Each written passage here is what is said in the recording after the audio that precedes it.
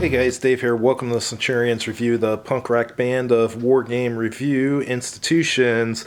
This is Robert at Bannockburn, the Battle of Bannockburn 1314. It's from the Great Medieval's Battle System, the Moment in Conflict series from SPI. I picked this up in my FLGS for $6. Had a problem with this. Brought it home and it was missing one of the two rule books, so I was really angry because in order to return this, it would have cost me, for the round trip to there, would have been about $6 in gas, so what would be the point? So I jumped online and I was able to find a PDF of the base rules, so I printed them out. But I wasn't happy with that. This particular FLGS, this is about the fourth game I've bought from them where there was something wrong with it. So I don't think I can buy any more used games from them anymore. I'll just get them elsewhere. But anyhow, it says in the year 1314, after 18 years of warfare, Scottish troops had almost won back their homeland from the English. Only 5 English-held castles held out. The most powerful of these was Stirling Castle. Instead of waging extensive war campaigns, both sides reached a compromise. If the Scots could prevent the armies of Edward II from breaking their siege, the castle would be surrendered to the Scottish king, Robert the Bruce. Thus, Stirling Castle became the key to victory for both Scots and Britons. Intent on victory, Edward II raised the largest army England had ever seen. Soon, Robert the Bruce's 7,500 men were confronted with an English force of 22,500 men. Robert was outnumbered 3-1, yet won nonetheless. Robert at Bannockburn is an exciting simulation of this crucial battle, blah, blah, blah. Let's take a look and see what's in here. This is in here real tight because the rule book I printed out, it's only single-sided, so it takes up a lot of space in here.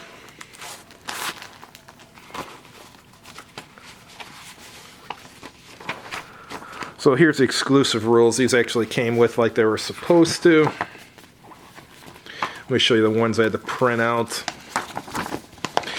I'll put the URL to this website I got it from. It's spigames.net, I believe. I'll put the URL in the description. They have the rules for maybe all the SPI games in case you lost them, so that's good. But it's a good resource for these old games. Anyhow, it starts with an introduction. And then it's going over the game equipment, going over the counters, showing what the different stuff on the counters means. And the sequence of play, that's what we're interested in. First player turn, simultaneous route removal phase, route movement phase, simultaneous fire combat phase, first player melee phase, second player melee phase, and then the second player turn goes with simultaneous route removal, route movement, and then movement, simultaneous fire combat phase, second player melee phase, and first player melee phase. So in a full turn, both sides get to shoot twice, it looks like. That's kind of cool. Now it's going over movement. Oh, and the counters have facing. That's interesting.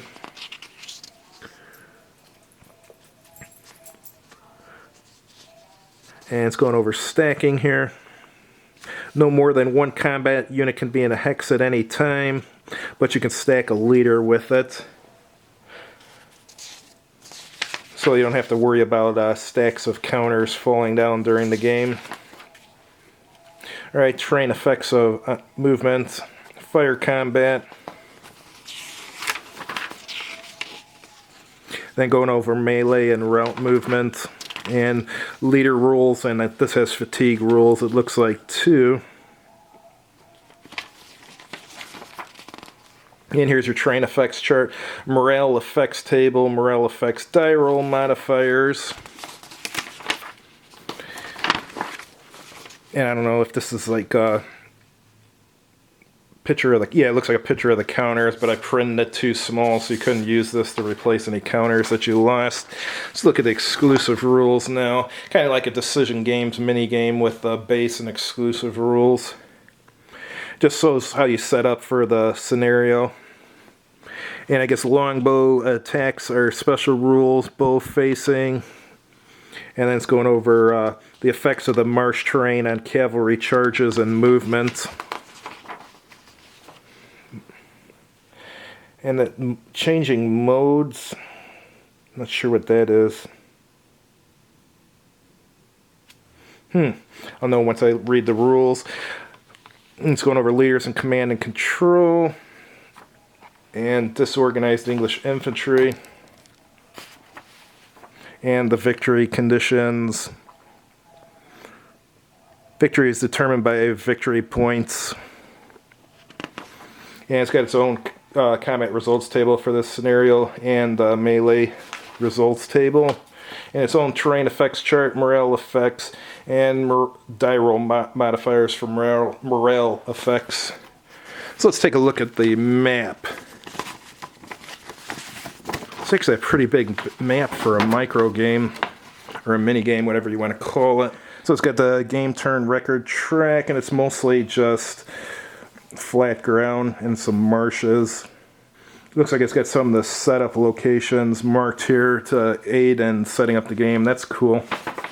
Alright, so let's take a look at the counters. Take a few out of the bag so we can see them.